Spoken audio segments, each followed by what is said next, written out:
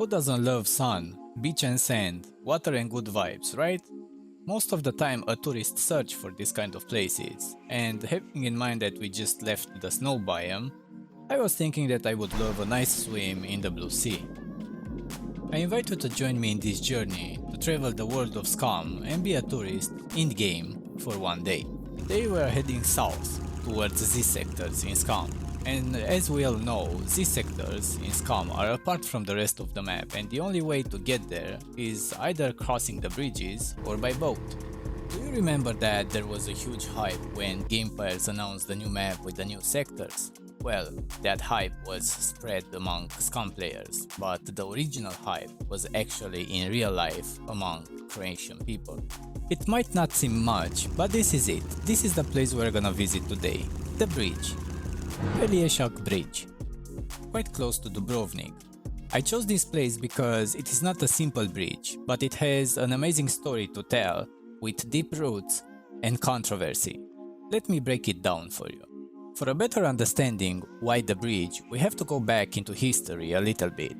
Because of the many historical events, Croatia has one of the most unusual country borders in the world, a V-shape, stretching around Bosnia and Herzegovina, owning the majority of the coastal line of the Adriatic Sea, leaving Bosnia and Herzegovina almost landlocked, causing an interesting political and geographic situation. Bosnia and Herzegovina owns the Neum Corridor, a 4.5 kilometers coastal line that separates South Croatia from the rest of the land. In order to travel from North Croatia to South Croatia, you have to pass the Neum Corridor through Bosnia, but since 2013, when Croatia joined EU, the border checkpoints were making traveling harder, having to pass through 2 border checkpoints, and everything was more strict since then. West of the Neum Corridor, there is a 2.5 km stretch of land that could solve the problem. The idea of building a bridge dates back to 1997, and by the year 2000, the construction plans were made. Shortly after the construction started, the global recession strikes, and by the year 2009, the construction pace was slowing down significantly, and in 2012, the construction stopped in favor of a cheaper ferry system. As I mentioned, Croatia was about to join EU, and they got 200,000 euros to research and come up with a plan to connect the two lands. After the research, they provided 3 options, including a bridge, a ferry system, and a closed corridor through Bosnia. The bridge option was awarded as a winner, and by the year 2017, Croatia obtained 375 million euros funds granted by EU, meaning 85% of the total cost of the project. China Road and Bridge won the construction deal in front of the competitors Strabag and Asaldi, bidding a lower price and promising to deliver the project 6 months earlier than required.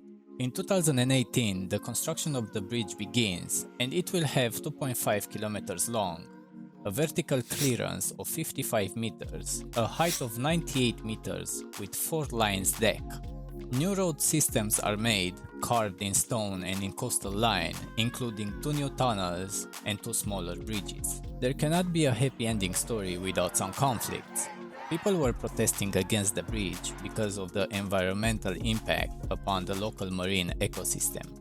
Bosnia had its own concerns about the bridge, stating the fact that Bosnia access to the sea is gonna be blocked by the bridge because the large container ships cannot pass under the bridge, claiming that the bridge violates the UN law of the sea. Croatia replied that the construction is in their territory and it will not impede any current traffic. Despite all of this, the construction continued. In 2019, the towers of the bridge were rising above the sea level. In 2020, the towers were almost complete and the tunnels were drilled, and by the year 2021, the bridge approaches to finish.